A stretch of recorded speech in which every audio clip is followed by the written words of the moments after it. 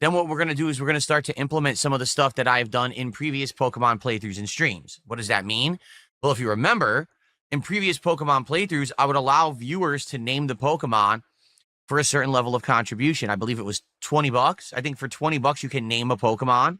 That was always fun. But the thing is, you can't really do that until you start the game, you start recruiting the Pokemon, you build your first party, etc.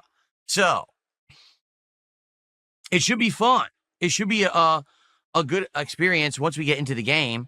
And to have that level of interactivity, people being able to actually control like the Pokemon names, the Pokemon that are in a party on a certain day and stuff like that.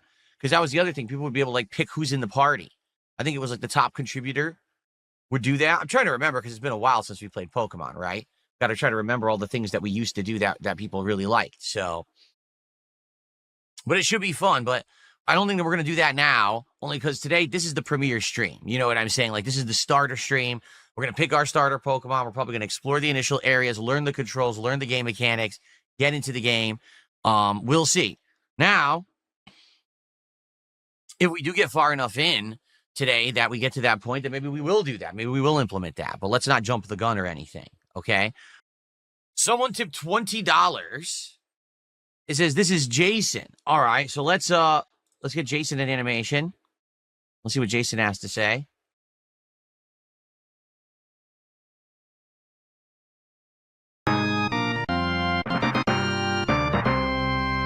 Thank you to Jason for $20 to start off today's stream. Sorry, Gaia 1, you're already unseated as the top tipper. So Jason says, Pokemon Hype, please pick Totodile Water type as your starter Pokemon. Name it King K. Rool. That's actually not a bad name. If it is a crocodile Pokemon and it's water type, that would be a pretty neat name for the starter Pokemon. Now, here's the thing. I haven't said that anyone can pick a starter Pokemon. I already said I don't want to get into naming the Pokemon as of yet. All right, because I don't know how it's going to go. Here's what I'll say. All right. Let me naturally pick my starter. Let's get into the game normally. I don't even know what the other starter Pokemon are. I want to take a look. However, when I do get a Totodile, since you kind of jumped the gun, all right, I will name it King K. Rool. So once we get a Totodile, whether it's the starter Pokemon or not, I'll name it King K. Rool. All right. So everyone, please remind me of that too, that the Totodile should be called King K. Rool. I think that would be pretty cool, actually. It's a good idea. Trails in the Sky with a $2 super chat. He says, will you let fans name Pokemon again? We just talked about that. Okay. Today we're doing tutorial stuff, starter Pokemon, etc. But yes, probably what we'll do is $20. You'll be able to name a Pokemon and choose if that Pokemon ends up being in the party for that day. Because that's what we used to do, if I remember correctly. For a $20 contribution, you pick a Pokemon that was in my Pokedex, and you can say, hey, put him in the party for today, and here's the name I want, right? But we can't do that yet. You know, you can't do that until you start the game and you start recruiting Pokemon and you have, choices. Then you could do that. So let's see how today goes. But yes, eventually I am going to do that. No, I know people play on Wi-Fi, but it's awful. Like, for example, imagine playing Mario Kart World competitive racing game on Wi-Fi.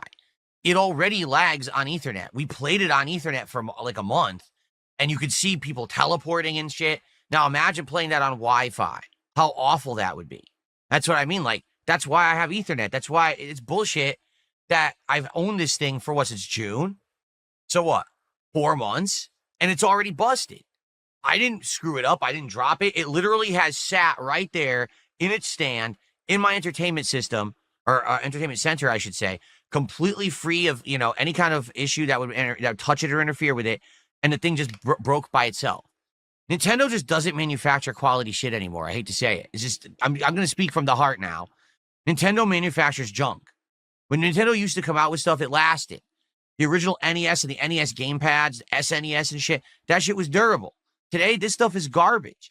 The Joy-Cons have fucking stick drift. The console bricks. The console's Ethernet goes out. This goes out. What the fuck is wrong with Nintendo? Why are they cutting corners and being such cheapskates? Yet, they want to charge you a lot of money for this stuff. This stuff is not cheap. So yeah, I am upset. I should be able to play games with Ethernet internet, and I can't on my Switch. Thankfully, it's the Switch. It would really suck if it was like the PlayStation that fucked up. But the Switch, it pisses me off. Jay Kuma says the camera for Switch 2 is already on discount for like $20. Yeah, because who wants that? Who wants a really awful quality webcam, right? And if the internet isn't good on it, which it isn't, then how are you going to be able to broadcast the webcam?